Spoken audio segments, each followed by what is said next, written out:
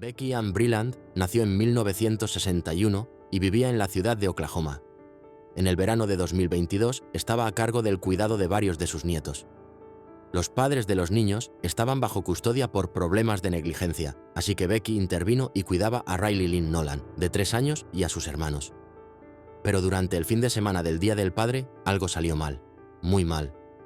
Becky dijo a los investigadores que Riley había trepado a un basurero en el patio trasero usando una escalera de casi 2 metros y que se había caído.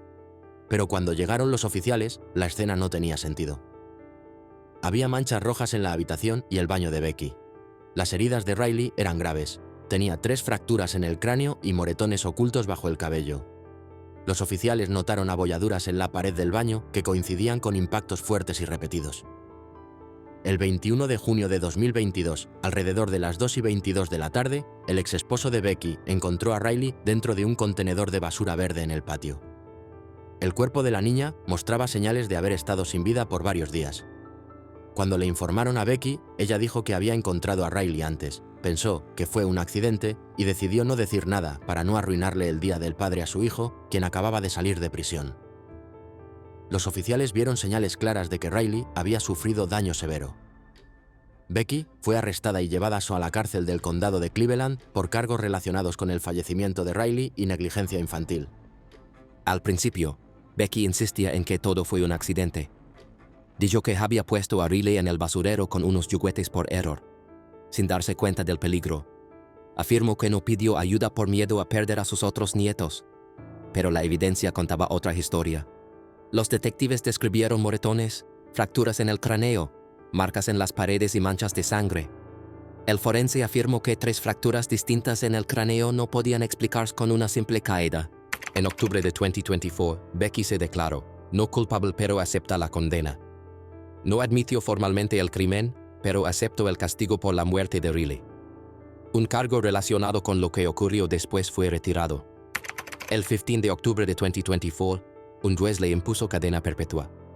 Becky deberá cumplir al menos el 85% de esa sentencia antes de tener alguna posibilidad de libertad, lo cual significa que no podrá solicitarla hasta cerca de los 99 años. Porque una abuela haría daño a su nieta y luego intentaría encubrirlo. Becky dijo que no quería arruinarle el Día del Padre a su hijo, pero los investigadores vieron algo más. Señales de un maltrato prolongado, no un simple error. Moretones en lugares ocultos. Fracturas demasiado graves para una caída accidental. Su declaración le evitó un juicio completo, pero la sentencia de por vida lo dijo todo. La corte no lo trató como un accidente trágico, sino como algo brutal y evitable. Carla Busman vivía en Perry, Iowa.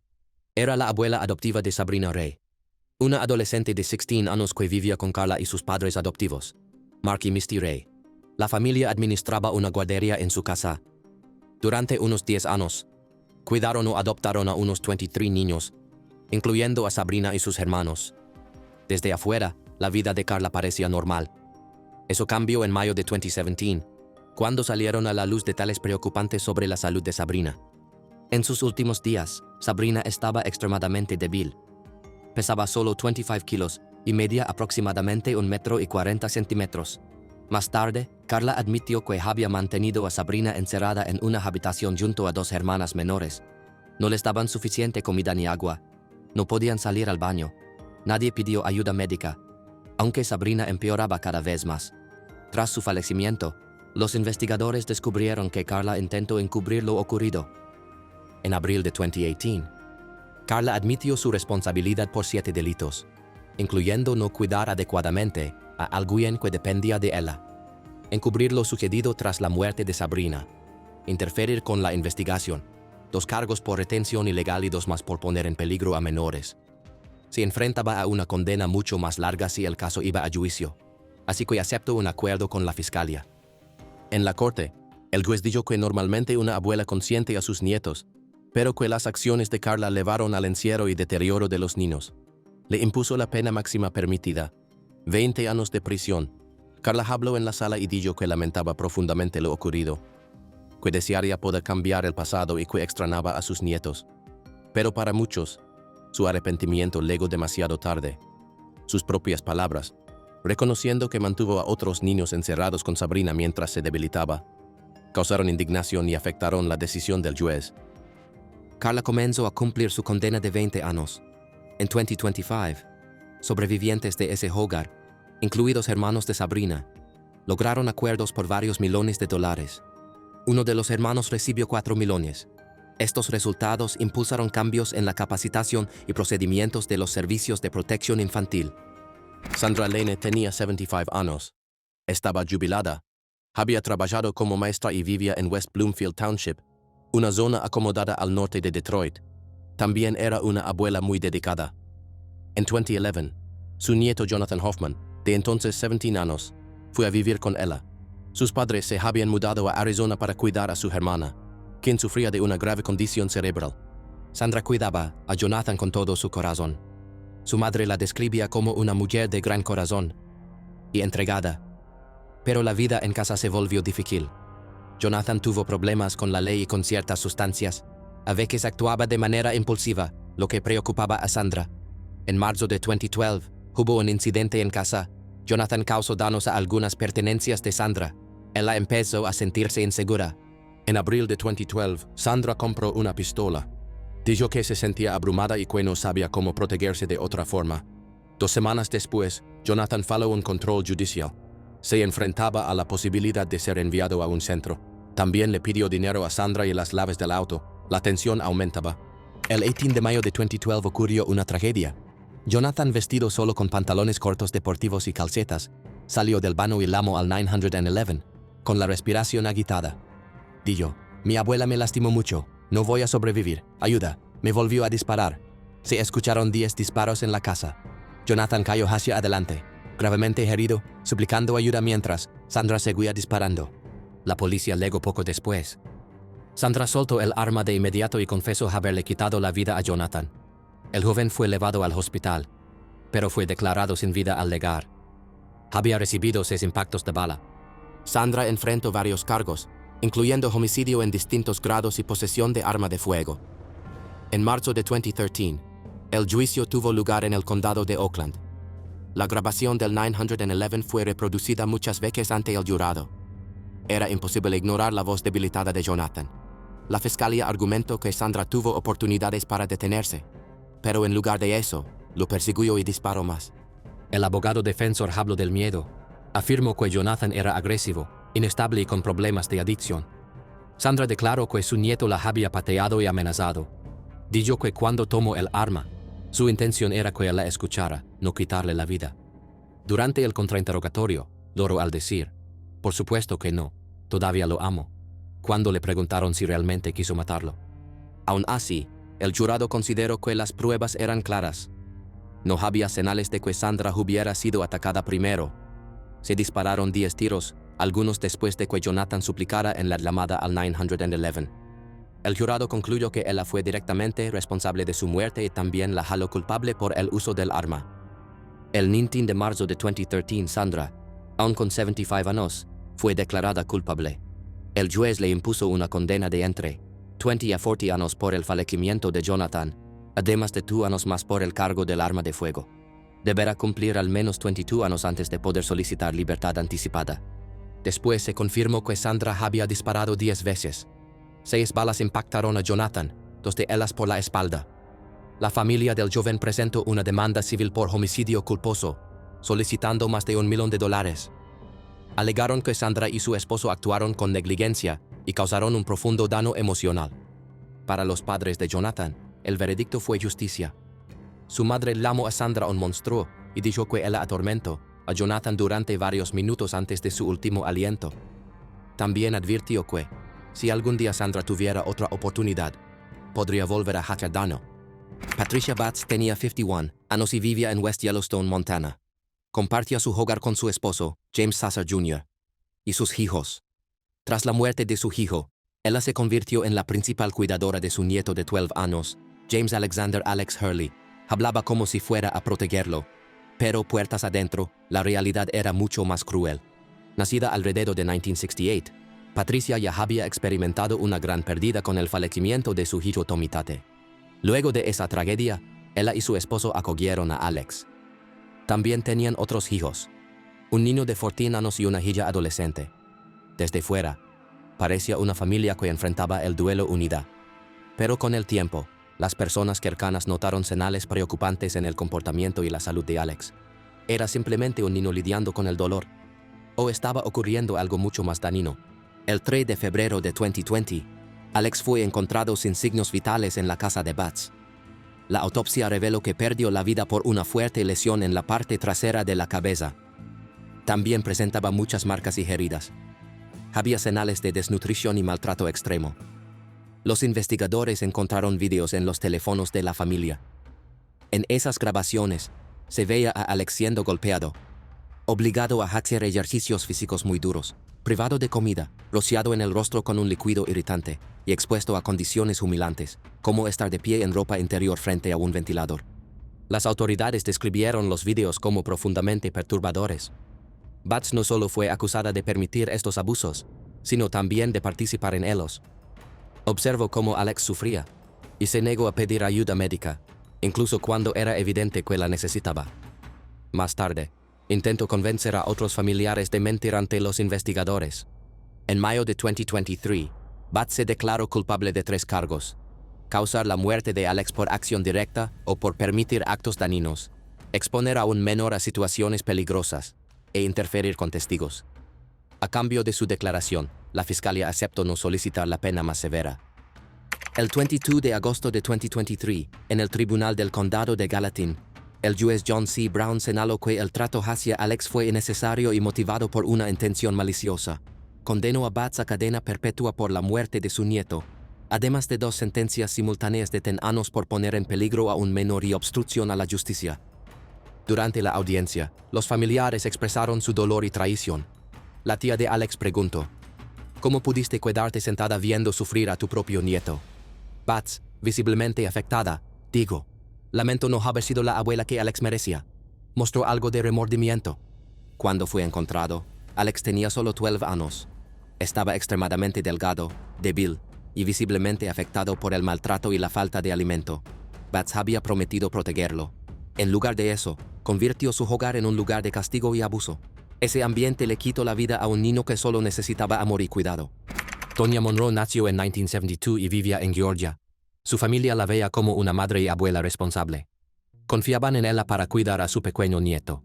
Para 2016, tenía una hija que a su vez era madre de un niño llamado Kobe Conley Shaw. Kobe tenía apenas 9 meses de edad y padecía una rara condición genética. Esa condición requería cuidados constantes y chequeos médicos frecuentes.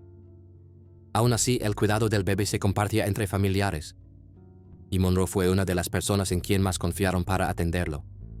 Poco se sabe sobre la vida de Monroe antes de marzo de 2016. El 11 de marzo de ese año, Kobe fue encontrado sin vida en un apartamento de Sandy Springs mientras Monroe lo cuidaba. Dado su problema de salud, los médicos y las autoridades pensaron al principio que había fallecido por causas naturales. Monroe afirmó que el bebé había dejado de respirar mientras dormía, lo cual coincidía con los primeros exámenes. La gran duda era si Monroe actuó con intención o simplemente entró en pánico. Al comienzo, su explicación parecía creíble. Pero más adelante, en esa misma primavera, el informe forense reveló que Kobe había fallecido por niveles elevados de una sustancia ilícita. Ese hallazgo cambió el rumbo del caso y apuntó hacia un daño deliberado. Poco después, Monroe desapareció. En junio, ya había órdenes de arresto, y agentes federales se unieron a la búsqueda. Ella se cambió el color del cabello y se trasladó entre Georgia y Alabama.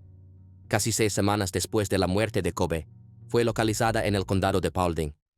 Fue acusada de causar la muerte de forma intencional, de 2 cargos adicionales por haber ocurrido la muerte durante otros actos criminales, de maltrato infantil grave y de haber suministrado una sustancia ilegal a un bebé. El proceso legal se prolongó por más de 6 años e incluyó 2 juicios. El primer juicio, en 2018, terminó sin veredicto. Los jurados pensaban que Monroe sí había dado la sustancia a Kobe con pleno conocimiento. Uno no estaba convencido. Ese desacuerdo resultó en un juicio nulo. El caso mostró lo difícil que era determinar si todo fue intencional o un accidente trágico. En el segundo juicio, los expertos explicaron los resultados de los análisis a Kobe. Dijeron que la cantidad de sustancia era demasiado alta como para haber sido accidental o del entorno. Los investigadores mostraron que Monroe mintió sobre el momento en que el bebé dejó de respirar y que engañó a las autoridades. Su fuga tras conocer los resultados fue usada como prueba de que sabía lo que había hecho. En noviembre de 2022, el jurado la declaró culpable de todos los cargos. Las autoridades dijeron que la familia había sufrido demasiado tiempo y que esperaban que el veredicto diera algo de alivio. También destacaron el trabajo conjunto entre la policía local, los agentes federales y la fiscalía. Todo fue en busca de justicia para un niño indefenso. El 6 de diciembre de 2022, la jueza condenó a Tonya Monroe a cadena perpetua sin posibilidad de libertad condicional. Para la familia y las autoridades, la sentencia fue justa ante el daño causado y la confianza traicionada. El fallo la declaró responsable de causar la muerte de forma intencional, de 2 delitos relacionados, de maltrato infantil severo y de haber suministrado una sustancia peligrosa. Suzette Olin tenía 68 años y vivía en Queens, Nueva York, específicamente en el área de Far Rockaway. Llevaba una vida tranquila. Tenía una hija y acababa de convertirse en abuela. Nada en su pasado hacía pensar que un día estaría en los titulares nacionales por un tiroteo que terminaría con una vida perdida. Hasta entonces, Suzette no tenía ningún antecedente penal. Pero en el verano de 2020, su hija comenzó a tener serios conflictos con su pareja, Shaka y Phil. El 26 de julio de 2020, cerca de las 2 de la tarde, Shaka y Phil fue herido de bala en su apartamento en Queens. Tenía 40 años. Cuando llegaron los oficiales, aún estaba consciente. Antes de ser trasladado al hospital, alcanzó a decir: "Fue la madre de mi novia quien me disparó". Más tarde falleció en el Hospital Jamaica. La bala había alcanzado órganos vitales. Que llevó a Suzette, una abuela sin antecedentes, a entrar a ese apartamento y disparar un arma. ¿Fue un intento de proteger a su hija y a su nieto? ¿O había otra motivación? 3 días antes, y Phil supuestamente había forzado la entrada del apartamento donde vivía la hija de Suzette con el recién nacido. Él presentó un informe afirmando que él actuó con agresividad. Cuando llegó la policía, no encontraron heridas visibles en ella. Esto abrió muchas preguntas. ¿Actuó Suzette en defensa? ¿O fue a resolver el conflicto con un arma? Las cámaras de seguridad ofrecieron pistas.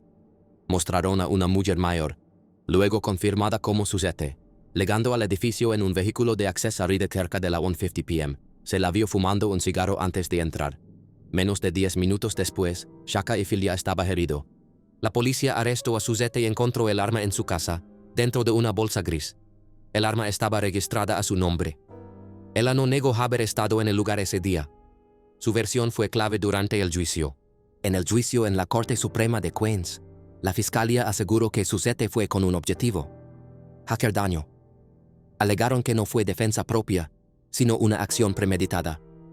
La defensa, en cambio, afirmó que Suzette temía por la vida de su hija y solo quería confrontar al hombre. Dicen que las cosas se salieron de control. El jurado no aceptó esa versión. En mayo de 2023, la declararon culpable de homicidio en primer grado y posesión ilegal de un arma en segundo grado. Durante la sentencia, el juez fue firme. Suzette recibió 23 años de prisión. Después, deberá pasar 5 años bajo supervisión. Tendrá casi 90 años cuando sea elegible para salir. Joyce Harden Garrard vivía en una zona rural del condado de Etowah, al noreste de Alabama. Nació en 1965. Su infancia fue difícil.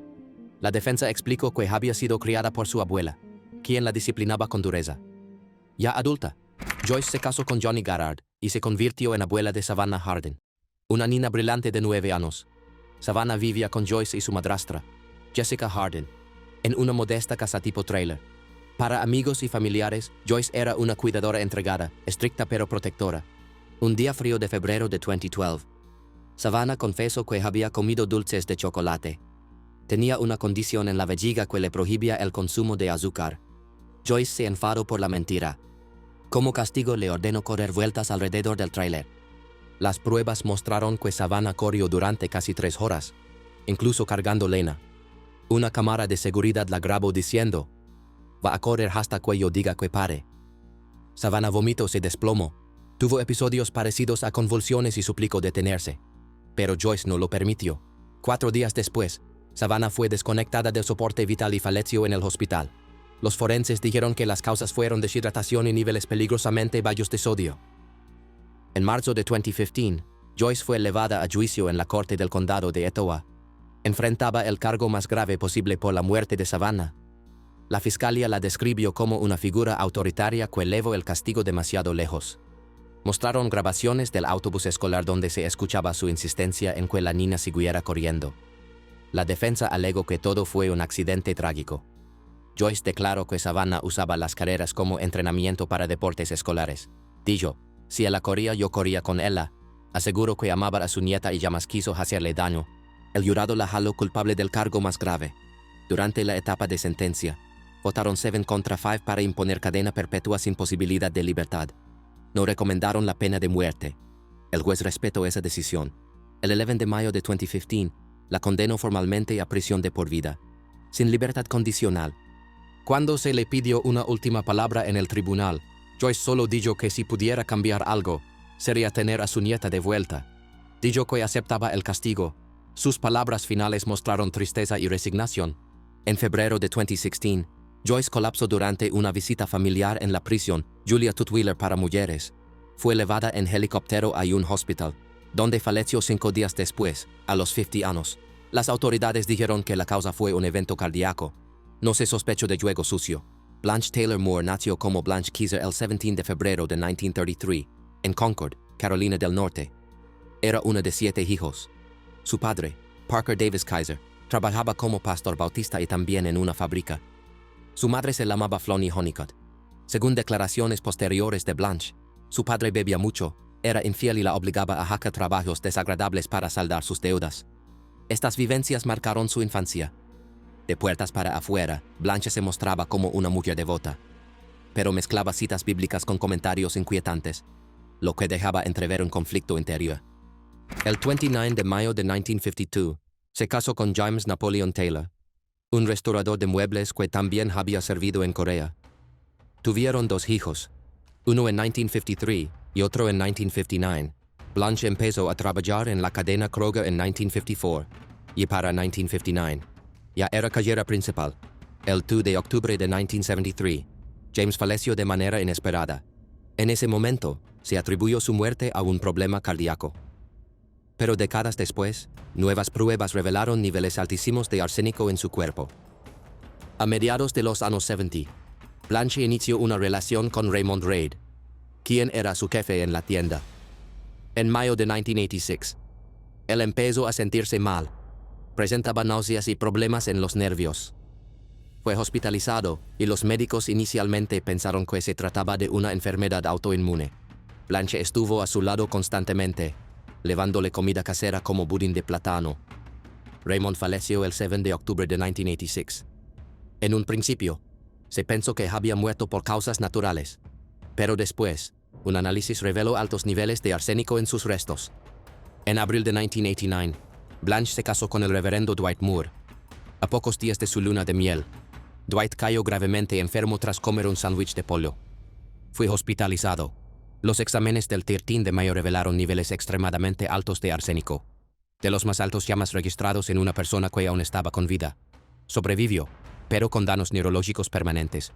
La investigación se intensificó.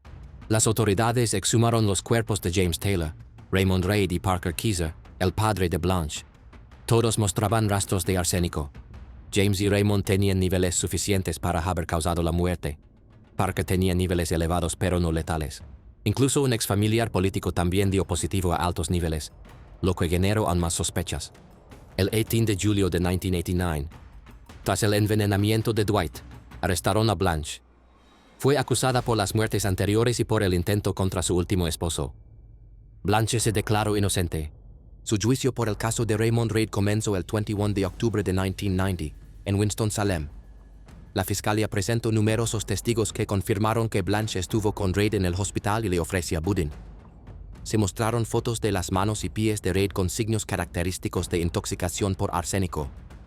Los fiscales también señalaron que Blanche intentó cambiar el plan de pensiones de Dwight para ser la principal beneficiaria.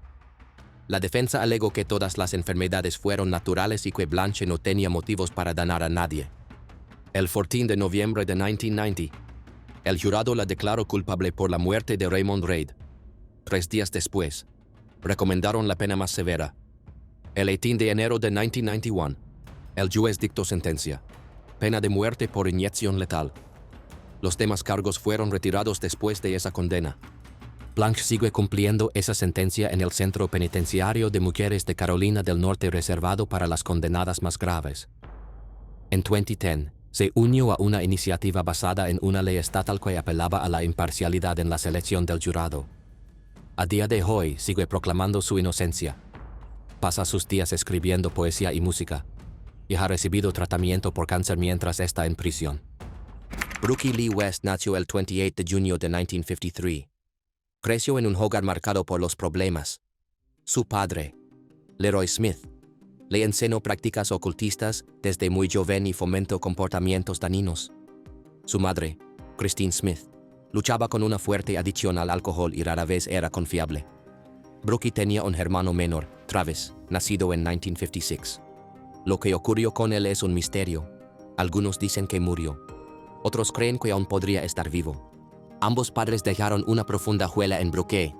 Los problemas de su madre hacían que frecuentemente fallara como madre, y su padre la expuso a ideas oscuras, incluso llegó a dejarla en un orfanato durante varios años. Ya como adulta, Brooke vivió sucesos inquietantes. En mayo de 1993, Travis desapareció. Poco después, alguien usó su número de seguro social en el Centro Médico del Valle de Santa Clara, justo en una zona donde vivía Brooke. En 1994, ella se casó con Howard Simon St. John. En mayo de ese mismo año, Brooke le causó daño con un arma de fuego. 2 semanas después, Howard fue jalado sin vida en California, con una herida de bala y una bolsa en la cabeza. Sin embargo, Brooke nunca fue acusada formalmente por esa muerte. En 1996, se dice que Brooke usó un dispositivo paralizante contra su nueva madrastra, Diane Smith, mientras su padre estaba gravemente enfermo. Luego, en febrero de 1998, Christine Smith desapareció de su apartamento en Las Vegas. Brooke afirmó que su madre se había mudado con Travis a California, pero los vecinos no lo creyeron.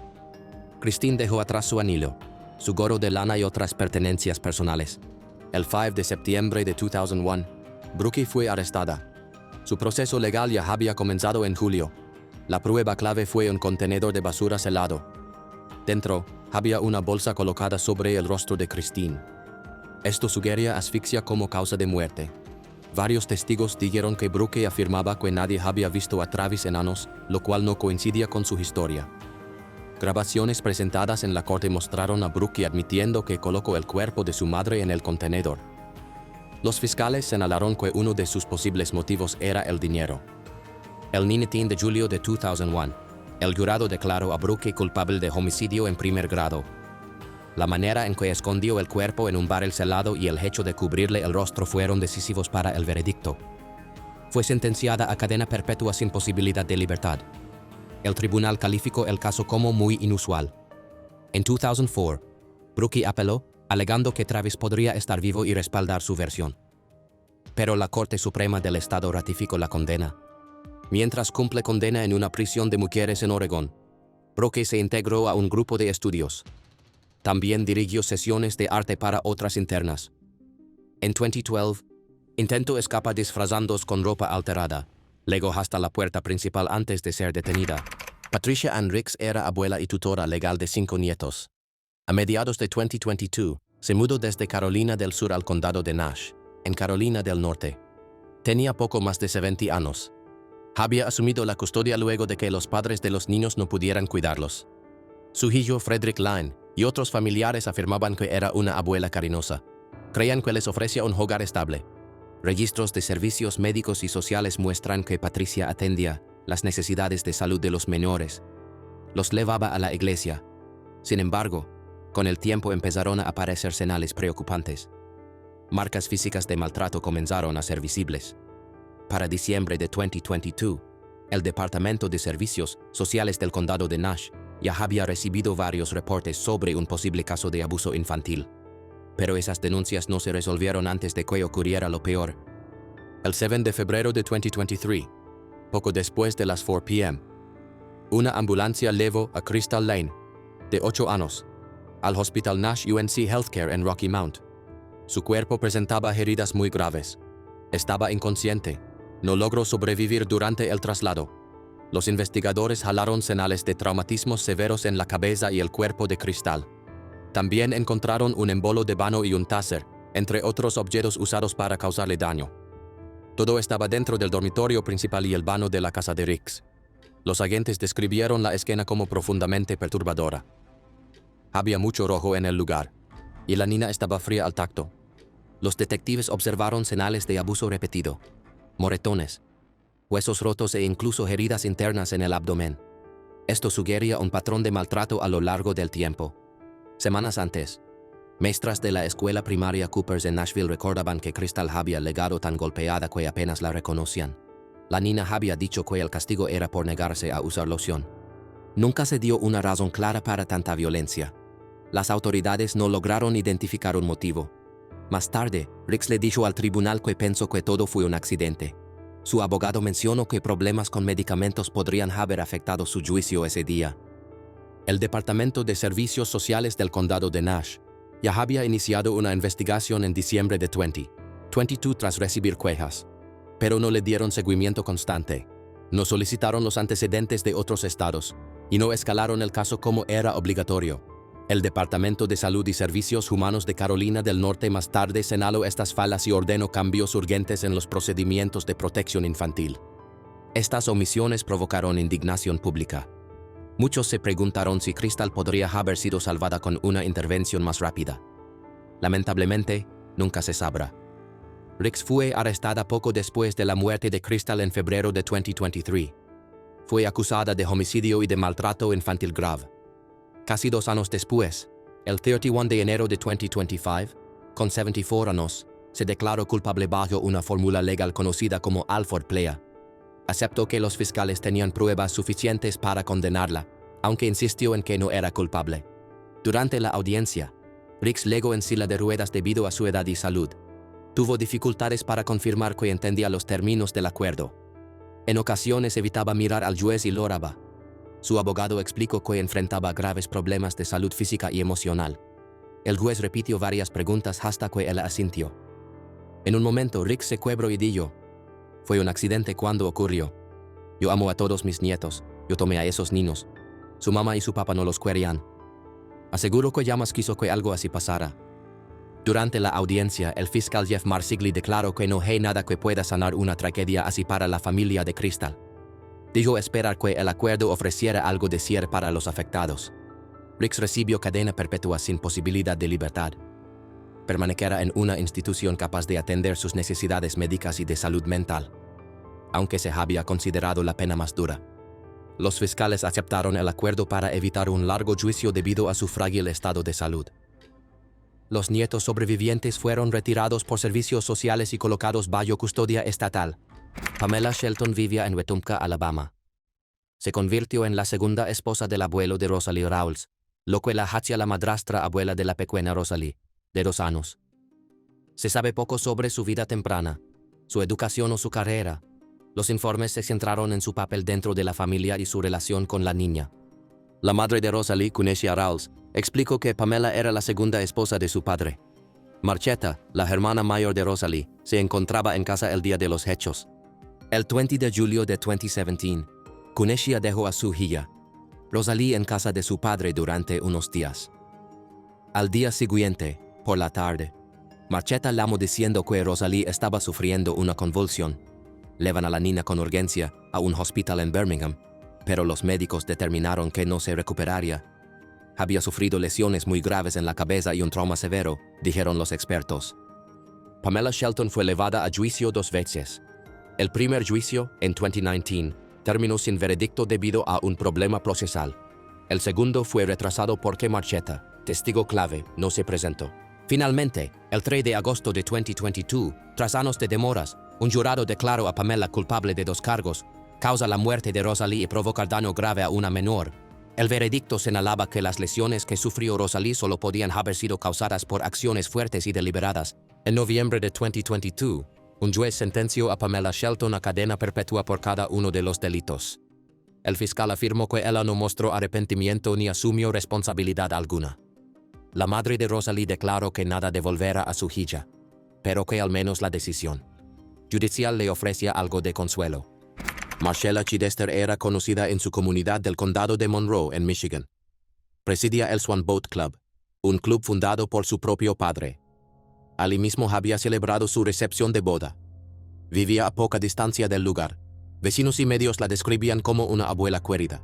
Su abogado más tarde diría que sufría convulsiones en las piernas, dato que se volvió parte de su defensa. El 20 de abril de 2024, se celebraba una fiesta infantil de cumpleaños en el Swan Boat Club, en Berlin Township. En algún momento, Chidester subió a su camioneta SUV. Las cámaras de seguridad mostraron que el vehículo avanzó a gran velocidad por un camino de grava, unos 70 km/h. Entonces, el vehículo chocó contra el edificio donde estaban reunidas las familias. Dentro del club, murieron en el acto 2 hermanos, Alana Phillips, de 8 años, y Zane Phillips, de solo 4. Otras 13 personas, incluida su madre, sobrevivieron pero con heridas graves. Un testigo dijo que todo fue repentino y aterrador. Había escombros por todas partes. Muchos estaban muy mal heridos. Los primeros en responder describieron una escena de caos total. Las pruebas mostraron que Chidester tenía un nivel de alcohol en sangre más del doble del límite legal. La fiscalía sostuvo que conducir bajo los efectos fue lo que causó la tragedia. Mostraron un video donde él bebía vino en su casa esa mañana. También señalaron que había pasado por la taberna Vernas esa tarde y tomado más vino. Después de chocar contra el auto de un vecino, siguió conduciendo hacia el club. La defensa cuestionó la validez de la prueba de alcoholemia. Alegaron que la muestra pudo haberse manipulado. También argumentaron que una convulsión sufrida semanas antes podría haber afectado su capacidad para frenar. Dijeron que una de esas convulsiones pudo haber hecho que su pie pisara el acelerador por error. El jurado tuvo que decidir si él actuó con negligencia al seguir conduciendo después de chocar. La fiscalía dijo que sí. Afirmaron que, al haber golpeado otro auto y estar visiblemente afectada, debió detenerse. El juicio comenzó el 3 de marzo de 2025 y duró 4 días. Más de 20 personas declararon, agentes, víctimas, médicos, empleados de bares y expertos en pruebas forenses. El segundo día, la madre de los niños relató cómo despertó en el hospital, sin saber que sus hijos habían muerto y ella había quedado gravemente herida. Los agentes describieron sus ojos rojos, el aliento con olor a alcohol y su mal desempeño en las pruebas de campo. Un experto confirmó que la muestra era válida. Los jurados vieron el video del accidente. El 6 de marzo, tras menos de 2 horas de deliberación, el jurado la declaró culpable de los 9 cargos. Eso incluía 2 cargos por homicidio en segundo grado, 2 por conducir bajo influencia con resultado fatal y 5 por conducir bajo influencia con lesiones graves. Tras el veredicto, el padre de los niños declaró, el jurado hizo lo correcto. Durante la sentencia, el juez Daniel White calificó el caso como el más trágico que había visto. A Chidester se le impusieron varias penas, entre 25 y 50 años por los cargos de homicidio, entre 7 y 15 años por los de conducir ebrio con resultado fatal, y entre 2 y 3 años por los que causaron lesiones graves. Todas las penas se cumplen al mismo tiempo. Podría solicitar libertad condicional a los 25 años, cuando tendría unos 92. Antes de escuchar la sentencia, Chidester habló. Expresó que sentía profundamente la pérdida de los niños. Dijo que rezaba por ellos cada día y que jamás quiso hacer daño. Su abogado indicó que pedirán una revisión del caso, reiterando las dudas sobre la prueba de alcohol y la imparcialidad del juicio en una comunidad tan unida. Selena Rivera tenía 45 años. Vivía en el condado de DeKalb, en Georgia. Cuidaba de su nieta de 3 años, Nevaeh Pinckney. Se sabe poco sobre su vida familiar. No tenía antecedentes ni registros de problemas anteriores. Hasta ese momento, nadie había visto señales de que pudiera causar daño. En septiembre de 2012, Nevaeh fue encontrada gravemente herida en su casa. Rivera, quien estaba a cargo del cuidado de la niña, llamó al 911. Dijo que la niña no respondía. Cuando legó la ayuda, Nevaeh ya había fallecido. El informe médico reveló daños severos en la cabeza, el cuerpo y las extremidades. El documento concluyó que las lesiones no eran producto de un accidente. Las autoridades encontraron extraña la llamada de Rivera. Ella describió el estado de la niña, pero no dio una explicación clara sobre cómo había ocurrido tanto daño. En los interrogatorios, no aclaró lo sucedido. Eso llevó a los investigadores a pensar que las lesiones fueron intencionales. Un año después, en septiembre de 2013, un gran jurado emitió cargos formales. La acusaron de provocar la muerte de la menor y de causarle heridas graves en 2 ocasiones. Su juicio comenzó a finales de agosto y concluyó el 10 de septiembre de 2015. La fiscalía presentó el informe médico y fotografías para mostrar la gravedad de las lesiones. Dijeron que lo ocurrido iba mucho más allá de una negligencia. También señalaron que Rivera nunca admitió haber causado las heridas. Además, decidió no asistir a la audiencia de sentencia. Su defensa ofreció otras explicaciones. Afirmaron que no hubo intención de hacer daño. Sin embargo, el jurado consideró que las pruebas eran contundentes. El 10 de septiembre de 2015, la declararon culpable de todos los cargos, causar la muerte de la menor y herirla gravemente 2 veces. El 16 de septiembre de 2015, el juez fijó su condena. Rivera recibió cadena perpetua, con posibilidad de revisión después de 30 años. Posteriormente, uno de los cargos fue retirado, ya que la ley del Estado lo consideró incluido dentro de otro. Después de la sentencia, Rivera no volvió a asistir a las audiencias. Los informes indican que evitó presentarse en la corte. Tal vez no quería enfrentar lo sucedido. Actualmente, Rivera sigue cumpliendo su condena en prisión. Solicitó a una corte superior que revisara su caso, argumentando que las pruebas eran insuficientes. Pero en octubre de 2018, la Corte Suprema de Georgia confirmó tanto el veredicto como la sentencia original.